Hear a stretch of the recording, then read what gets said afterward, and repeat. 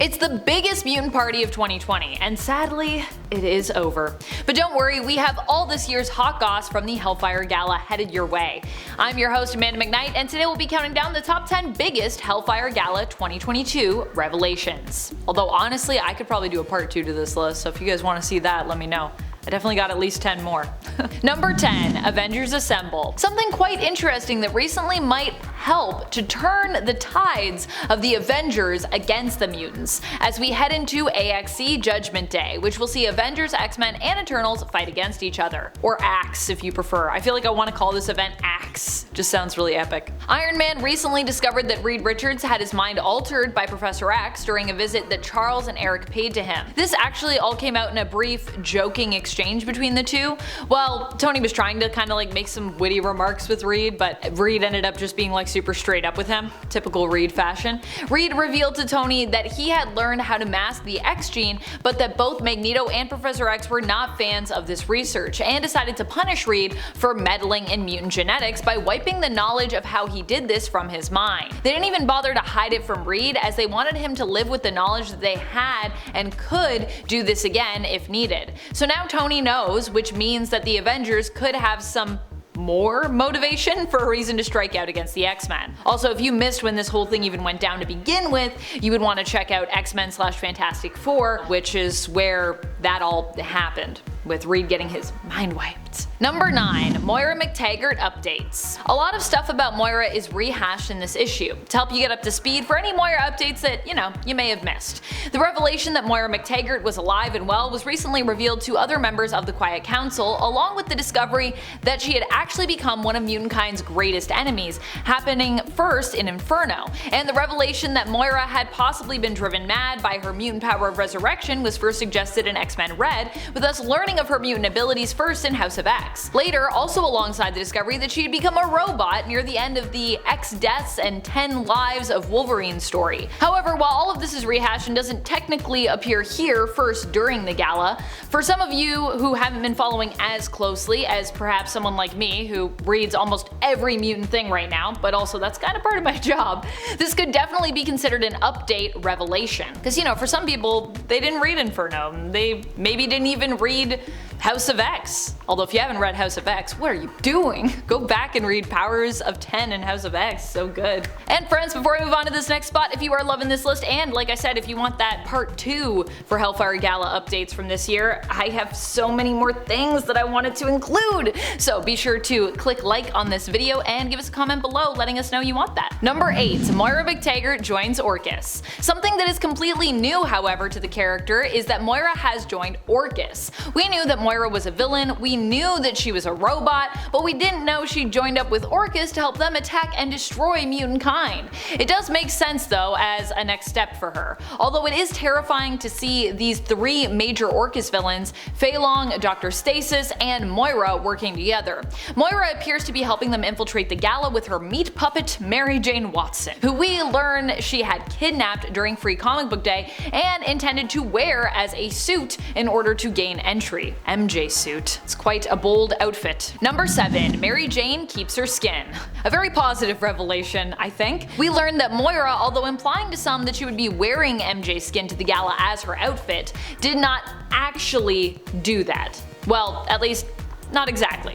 Not as gruesomely as some of us had imagined anyways. MJ was not directly harmed by Moira, but instead acted as her remote-controlled puppet, with MJ wearing a necklace around her neck that was actually Moira's robo hand, which she used to basically control her. Although Spider-Man, also attending the gala in an outfit made specially for him by Jumbo Carnation, did end up sensing something was wrong with MJ and was tipped off by Cypher as to the fact that, she might be in some peril. We have yet to learn of what MJ's fate was here. Both Spider-Man and Wolverine leapt into action in an attempt to save her from Moira's clutches, but the conclusion of that fight actually won't come until issue number 9 of The Amazing Spider-Man, which is slated for release in September. So we gotta wait a few months to find out what happens next. Sometimes that's how it goes. But I'm just like, what? I want to know now what happens.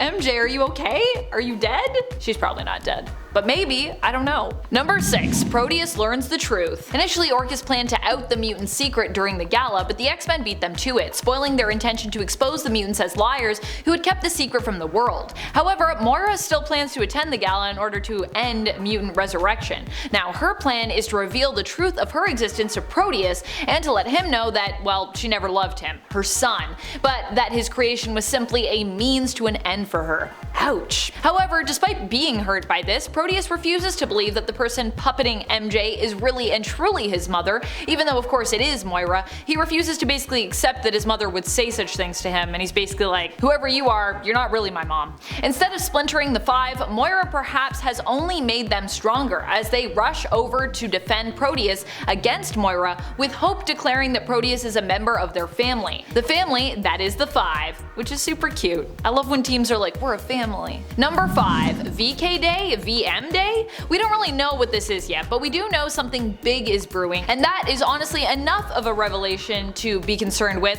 when it comes to Orchis. Near the beginning of X Men Hellfire Gala, we learn that they have plans to insert a weapon somewhere. What that weapon is, we don't really know. We do know that they're planning on naming a holiday which will likely be to celebrate the destruction of Krakoa/mutant kind, either VK Day or VM Day, but what does the V stand for? Virus maybe? I mean, K probably stands for Krakoa and M probably stands for like mutants, but yeah.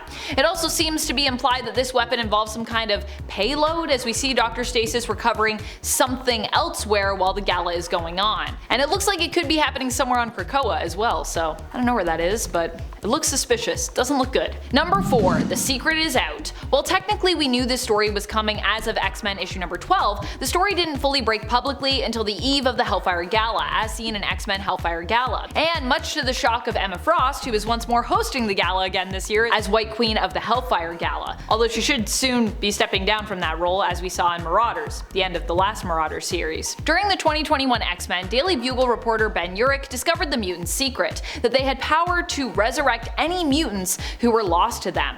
However, Jean Grey kept the secret safe by removing it from Urich's mind. But then Cyclops and Synch ultimately later decided that this was pretty wrong, and while synced with Jean, Synch would use her powers to return the secret to Urich, apologizing for ever removing it. Urich decided to share this knowledge with the world and wrote an article for the Bugle with the headline Immortal X-Men. For a closer look at the article that appears in X Men Hellfire Gala shocking mutants all over Krakoa, check out issue number 12 of X-Men where you can get a closer look at it. Number 3. Destruction of property. With the secret now publicly out that mutants have power over life and death with their resurrection protocols in place, Orchis is plotting some pretty diabolical actions in an attempt to fight back against the mutants, in the court of law in this case. Because mutants can just resurrect, their plan is to help those being prosecuted for killing mutants by claiming the defense that really, as mutants can just be resurrected, at worst their murder was instead just destruction of property.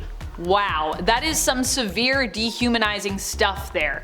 Dr. Stasis and the Orchis attorney team came up with this nasty stratagem, of course. Number 2. Firestar Returns. Of course, what would the Hellfire Gala be without an X-Men election? This year fans of the comics still got to vote online to pick one member of the newest team. The nominees for us voting were Armor, Avalanche, Bling, Firestar, Gentle, Gorgon, Micromax, Penance, Siren, and Surge. And who won the fan vote? Well, I voted for Gentle, but Firestar won, aka Angelica Jones, which is also pretty awesome. Which means that Firestar also gets a dramatic reappearance here, with us also learning that she had never actually come to Krakoa until now, never feeling the pull to join her mutant brethren, and feeling like she had kind of been judged for not coming out of the woodwork to join them. In the story, she was pressured into attending the gala by her good friend Iceman, and eventually caves and does decide to join him. Emma is eager to make amends with Firestar after years ago manipulating her when Firestar initially was a young, talented mutant and protege of Emma, who also trained alongside her Hellions team.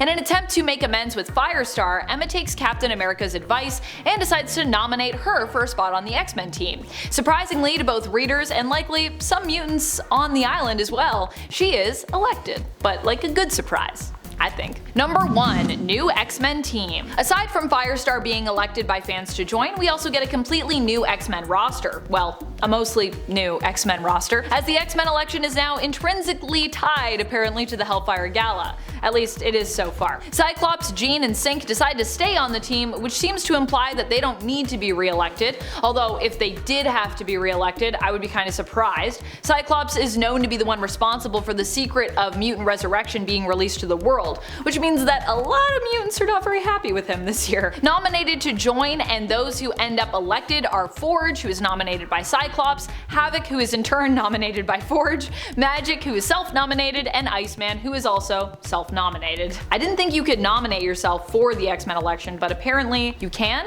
Also, I guess people were just like, yeah, I don't want to fight Magic and I don't want to fight Iceman over it, so we'll just let them be on. It's fine. What were some of the most shocking revelations that you learned in X Men Hellfire Gala? What would you wear to the gala if you got an invite? Who do you think was the best dressed this year? Let us know in the comments below. This has been Top 10 Nerd, and I'm your host Amanda McKnight. I'll see you in the next video, but until then, you stay nerdy, YouTube.